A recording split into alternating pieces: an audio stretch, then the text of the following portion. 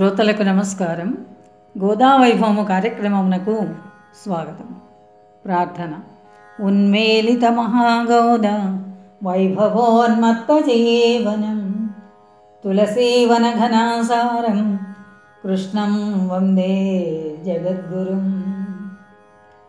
నిమ్మి పండిన ఎర్ర దానిమ్మ పండు తేలు సిరుల భానోదయ దీప్తి చెందు కొలన జలకమాడిడి వేళ గోదయొప్పు రాజరాజేశ్వరీ మూర్తి రమణి వెలిగే.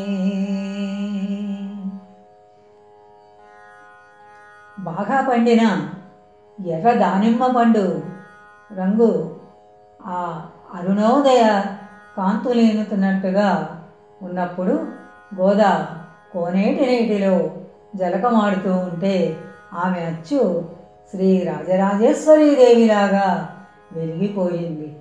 పూదండ మెడలో ధరించి చిలుక కృష్ణనామం స్మరణ చేస్తూ భుజంపై నిలిచి ఉండగా అందాల చిందే గోదాదేవి సృష్టి మాధుర్యాలనన్నింటినీ సంధానం చేసే శ్రీ సుఖ శ్యామలమూర్తి వైభవాలతో విరాజిల్లింది.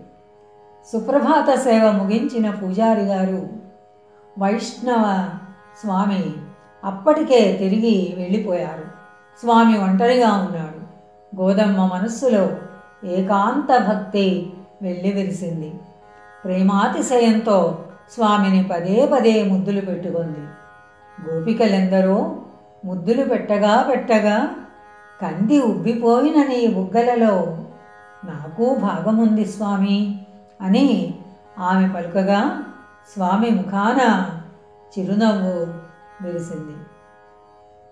స్వామి బుగ్గలు, కన్నులు, నుదురు, మెడ, భుజాలు తనివి తీరా తాకిన గోదా ఇంత చల్లదనం ఎక్కడిది స్వామి? బృందావనంలో గోపికల కౌగిళ్లలోనే పుట్టి పెరిగిందా ఏమిటి అని వేళాకోళం చేసింది. కమలనైన గోదా కన్యక మనసారా స్వామి సువిశాల వక్షస్థలాన్ని కౌగిలించుకుంది. తన మనస్సులో తానున్న చోట స్వామి నిలబడి ఉన్నాడు. హృదయంలో తాను లేకుండానే స్వామి నిండిపోయాడు. నీ స్పర్శలో ఈ పరవశత్వం ఎక్కడ నుండి వచ్చింది స్వామి? దేవకీదేవి కడుపు తీపి, యశోదాదేవి చేతి తీయదనము కలిసి నీ శరీర స్పర్శలుగా రూపొందాయి అని భావిస్తున్నాను. ఆమె స్వామితో ఇంకా ఇలా అంటోంది. గాఢంగా నిన్ను కౌగలించుకున్నాను.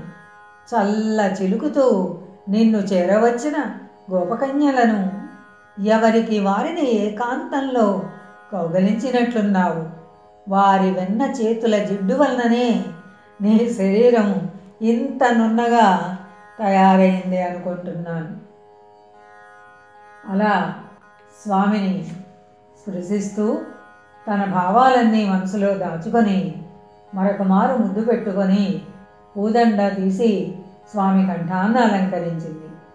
ఇంటికి తిరిగి వచ్చిన గోదా తల్లిగారితో ధైర్యంగా ఇలా చెప్పింది.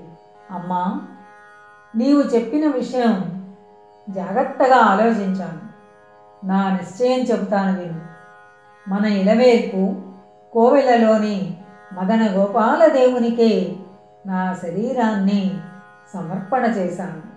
నా మనస్సు, శరీరం, నా సర్వస్వము ఆ స్వామియే కోరి స్వీకరించాడు. ఇక నా మనస్సు మరి ఒకరి వైపు మరలించడం నా చేత కాదు. ఎన్ని విధాల ఆలోచించి చూచినా, మీరెన్ని విధాల యోచించినా నా నిర్ణయం మాత్రం ఇదే. గోదమాటలు విన్న తల్లిగారికి ఒక్కసారిగా నవ్వు పెళ్ళుబుకి వచ్చింది. ఆ నవ్వును బయటకు రానియకుండా ఆపుకొని హేళన తీక్ష్ణత మిళితమైన స్వరంతో ఇలా అన్నారు. మన గుడిలోని స్వామి మానవుడు కాడని అసలు గుర్తుందా నీకు? తల్లితో పరాచకాలు ఆడడం తగదు సుమా. పెళ్ళికి దేవుడికి ముడిపెట్టడం వెరితనమవుతుంది. పెళ్ళి అంటే ఇదేమైనా బొమ్మల పెళ్ళి అనుకున్నావా? మనసుకు నచ్చిన నిర్ణయమేమిటో కనుక్కోమని మీ నాన్నగారే నాకు చెప్పారు. నీకు ఏమైనా పిచ్చి పట్టిందా? భ్రమలోనో మైకంలోనే ఉన్నావా? లేకపోతే పెంకతనమా? ఈరోజు ఇలా మాట్లాడుతున్నావేమిటి? సరే, నాకెందుకు? మీ నాన్నగారే వచ్చి స్వయంగా మాట్లాడుతారు. వారికైతే సరిగ్గానే సమాధానం చెప్తావు. తల్లి ఇలా మందలిస్తుంటే గోద మౌనంగా బయటకు వచ్చింది. ప్రాంగణంలో తండ్రి శిష్యులు చదువుతున్న సత్యభామ పరిణయ గాథ వినిపించడంతో ఆమె పరవశం చెందింది. స్వామి చేసిన వాగ్దానంలో సారాంశాన్ని తల్లితో ఒక్క ముక్కలో చెప్పివేశాను. ఇంకా ఆయనే భారం వహించి నా పరువు కాపాడవలసి ఉంది. అన్నింటినీ చక్కజేసేవాడు ఆయనే కదా. అయినా స్వామి చేసిన వాగ్దానమంతా కలలో కదా. కల నిజమవుతుందా లేక భ్రమగానే మిగిలిపోతుందా? నేను కన్న కల సత్యమే అయితే సర్వము ఆయనే నిర్వహించుకుంటాడు కూడా. అది నా చిత్త విభ్రమే అయితే నా బ్రతుకు నవ్వుల పాలే అవుతుందేమో. వేణుగోపాలుడు నాకు స్వయంగా నిర్ణయించాడు. స్వామి భాష ఇచ్చినదెల్లా స్వప్నమందే, స్వప్నమది సత్యమౌనా. నా భ్రమయుగాక సత్యమయ్యన నడిపించు సర్వమతడే. భ్రాంతి అయ్యన హాస్యమౌ బ్రతుకు నాకు. స్వయముగా నాకు కనిపించి స్వామి చెప్పే అనిన తల్లియు తండ్రియు హాస్యమాడ. నే నిదర్శనమును చూపి ఇది నిజమంచు తెలుపగా తేరుదేది ఇప్పుడు నాకు. స్వామి నా పాల నిలుచును సాక్షియగుచో నిలువకుండిన నే చేయగలది ఏమి అనుచు తెగనట్టి ఊహల మనన జలధి మునిగిరేయల్ల గోదమ్మ ఉనుకులేదు. వేణుగోపాలుడు నాకు స్వయంగా కనిపించి చెప్పాడని చెప్తే కూడా తల్లిదండ్రులు హేళన చేస్తారు. ఇది నిజమని నిరూపించడానికి నిదర్శనం ఏమి చూపించగలను? ఇప్పుడు నాకేది దిక్కు? నాకు సాక్షిగా స్వామి నా అండగా నిలబడతాడా? నిలబడకపోతే నేను చేయగలిగిందేమిటి? ఇలా ఆలోచిస్తూ ఉంటే అది ఎంతకూ తెగలేదు. అలా కొట్టుమిట్టాడుతూనే ఆ రాత్రి అంతా గోదమ్మ కంటి మీద కునుకు రాలేదు. కృష్ణుడు తనని స్వీకరించాడో లేదో గోదకు నిర్ధారణ కాలేదు. తనను ప్రేమించానని వచ్చి అనుభూతులనిచ్చిన పురుషుడు కృష్ణుడు అవునో కాదో తెలియలేదు.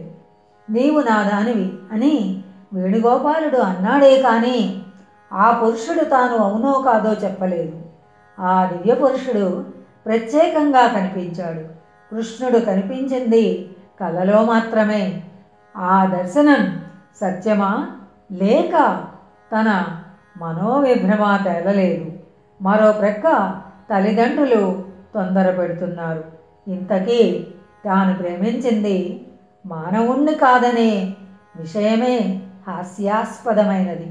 ఇటువంటి పరిస్థితిలో తెగించి ఒక నిర్ణయం తీసుకోగలిగితే స్వామియే ఆదుకుంటాడని గతిలేని పరిస్థితిలో నిర్ణయం తీసుకోవలసి వచ్చింది. ఇంత చేసి స్వామి ఏం చేయబోతున్నాడో ఎవరికీ కూడా తెలియదు.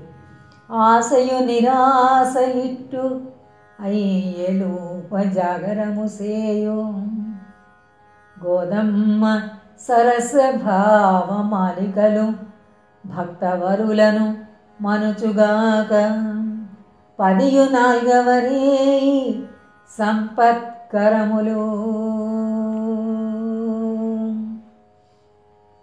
ఇలా ఆశా నిరాశలు ఉయ్యాలలూగుతుండగా జాగరణ చేస్తున్న గోదాదేవి సరసభావాలు ఈ 14వ రాత్రి భక్తులకు సంపదలను నిచ్చి కాపాడుగాక.